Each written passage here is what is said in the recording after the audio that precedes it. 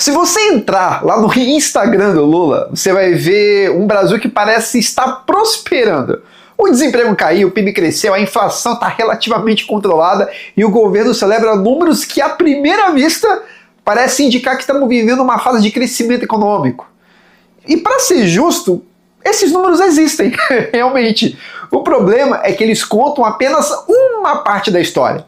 Porque quando saímos dos gráficos e entramos na vida real, encontramos um país onde as famílias estão mais endividadas do que nunca, onde comprar uma casa ficou mais difícil, onde ter filhos ficou mais caro e onde milhões de pessoas trabalham o mês inteiro apenas para manter o padrão de vida que já possuíam anos atrás. A pergunta, então, não é porque os números parecem bons, a pergunta é porque a população não está sentindo essa prosperidade. E para responder isso, precisamos voltar algumas décadas no tempo.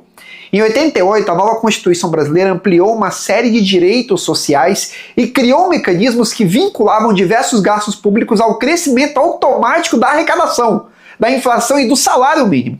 Isso significava que, independentemente da situação econômica do país, uma parte enorme das despesas do governo continuaria crescendo ano após ano. Na prática, o Estado brasileiro assumiu compromissos permanentes que se tornariam cada vez mais caros ao longo do tempo. O problema é que prometer é fácil, difícil é pagar a conta décadas depois. Durante muito tempo esse problema ficou escondido porque o Brasil viveu um período extraordinário entre 2003 a 2013. A China passou a comprar enormes quantidades de soja, minério de ferro, petróleo e outras commodities brasileiras. Entrou muito dinheiro no país. O governo arrecadou mais, o crédito ficou mais barato, os salários cresceram, milhões de pessoas ascenderam economicamente. Mas existe um detalhe fundamental que quase ninguém percebeu. Boa parte daquela prosperidade não foi criada pelo aumento da produtividade brasileira. Ela foi impulsionada por fatores externos. O Brasil estava vendendo para o mundo aquecido e surfando uma onda favorável. Quando a economia chinesa desacelerou e o ciclo das commodities perdeu força, a realidade apareceu. A partir de 2014, o país entrou em uma das maiores crises da sua história. O crescimento desapareceu, a arrecadação caiu e ficou evidente que o Estado havia assumido gastos permanentes baseados numa riqueza que não era permanente. Foi como uma família que aumenta seu padrão de vida acreditando que um bônus temporário será eterno, entendem? Quando o bônus acaba, as despesas continuam. O problema é que o governo não consegue simplesmente cortar esses gastos. Grande parte dele está vinculada à previdência, benefícios sociais, funcionalismo público e diversas obrigações legais.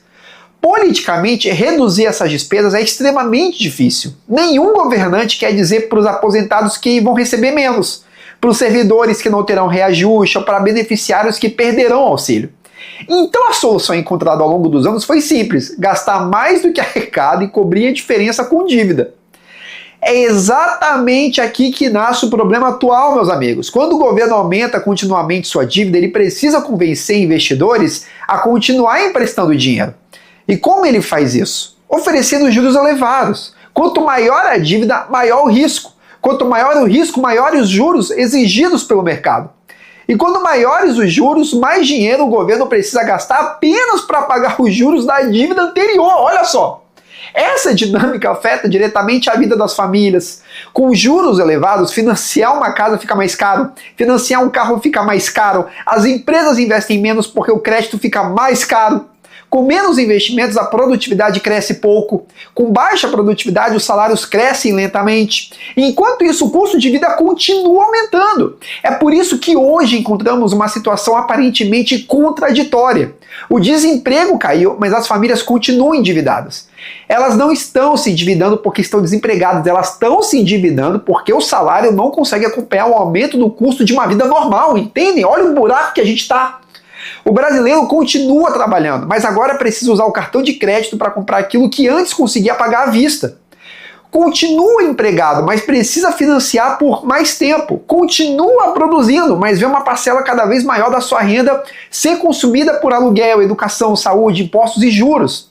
É por isso que muitas pessoas sentem que estão correndo sem sair do lugar. O problema não é falta de trabalho, o problema é que a riqueza gerada pela economia não está sendo o suficiente para compensar o aumento contínuo dos custos que recaem sobre a população.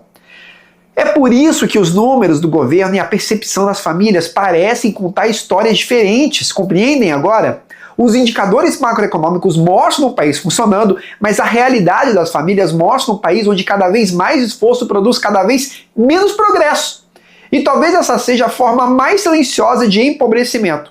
Não quando tudo desmorona de uma vez, mas quando uma geração inteira percebe que trabalha mais, paga mais e ainda assim consegue construir menos do que a geração anterior.